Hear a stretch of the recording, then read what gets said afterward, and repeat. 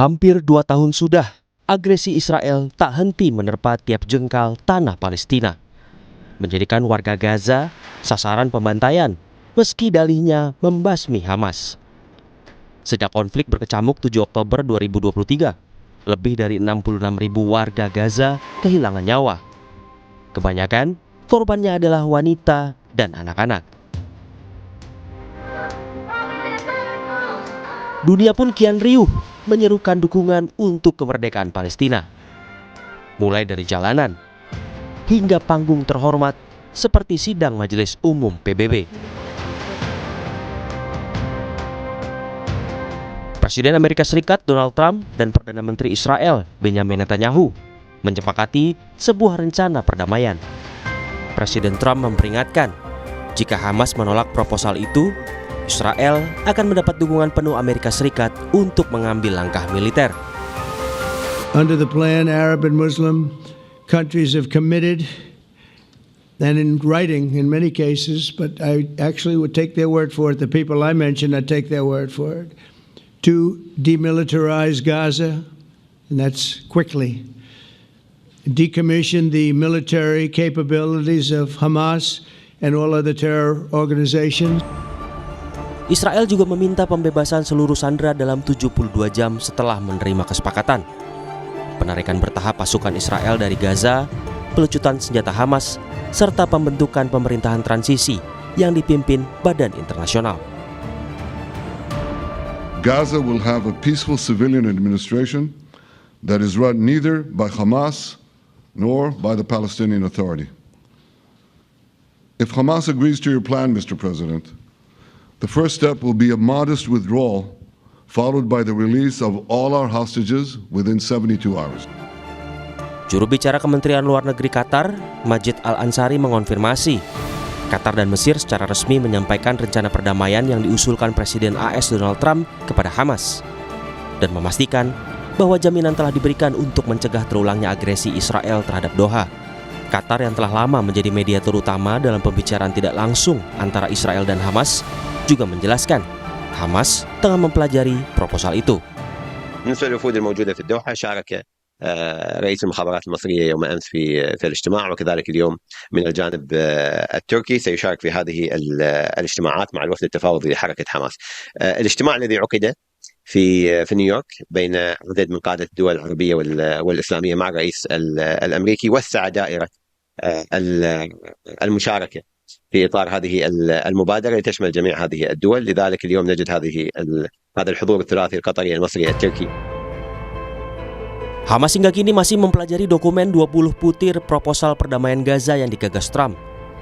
Menurut sumber dekat Hamas, kelompok tersebut kemungkinan menerima usulan Trump asal ada perubahan substansial tertentu, seperti penetapan jadwal yang jelas, penarikan pasukan Israel, jaminan internasional untuk mencegah serangan baru, hingga rekonstruksi Gaza harus dikelola oleh Badan Palestina daripada Dewan Internasional. Proposal damai Trump bisa jadi angin segar berakhirnya tragedi kemanusiaan di Gaza. Namun warga Palestina menyaksikan rencana perdamaian ini.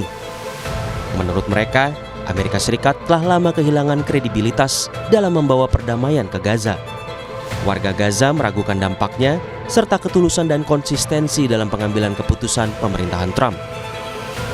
أول ما إجا هو كان من البداية أول ما مسك الحكم كان يقول أنا خطتي هي السلام ووقف الحرب عن قطاع غزة، لأنه ما رأيناه لغاية الآن من ترامب وخططه كلها خطط ليس لها أي مصداقية، كلها خطط كذابة، ليس لها أي كلمة من أمر الواقع. يعني بكل صراحة فيش أي يعني كلمة صادقة من أي كل خطط ترامب، لن نراها إلا العكس تماما. Rusia mendukung penuh proposal perdamaian Gaza oleh Trump, meski hubungan kedua negara sering dilanda ketegangan diplomatik. Presiden Putin berharap pertempuran di Gaza segera berakhir.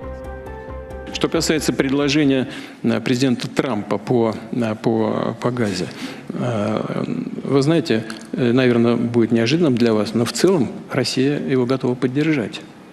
И если, конечно, мы внимательно должны посмотреть на сделанные предложения, если, конечно, это приведет к окончательной цели, о которой мы всегда говорили.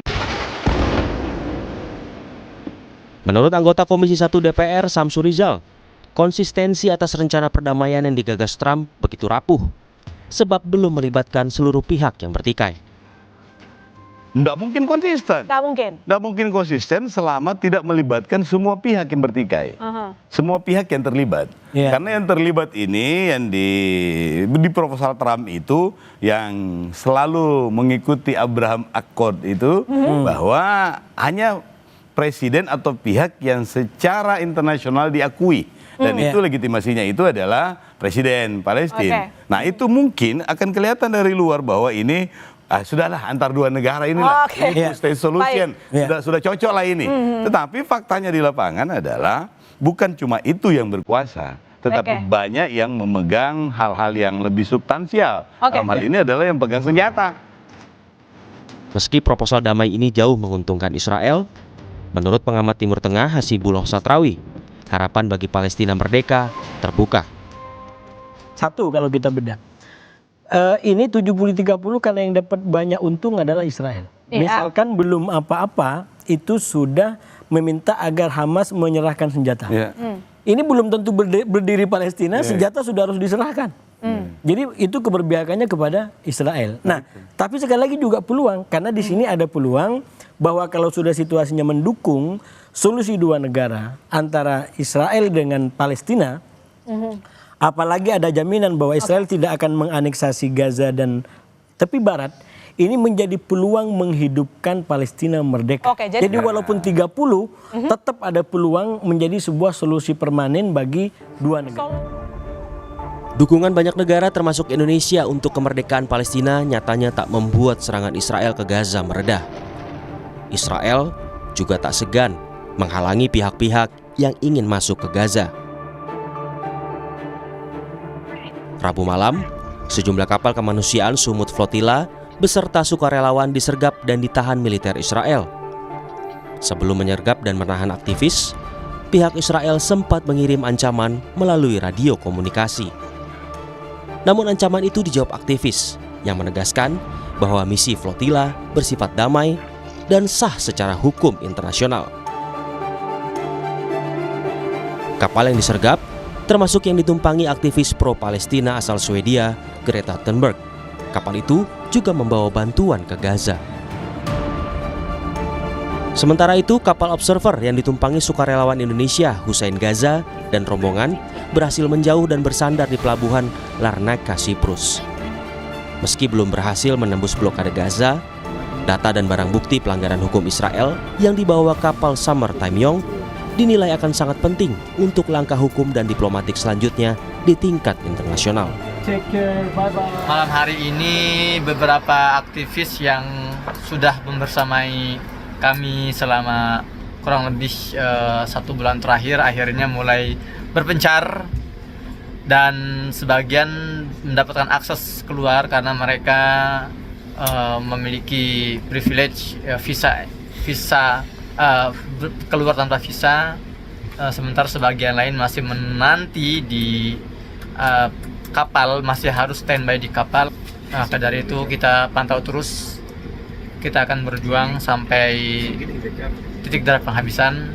Mungkin pelayaran hari ini selesai sampai sini, namun perjuangan kita akan terus berlangsung sampai Palestina merdeka.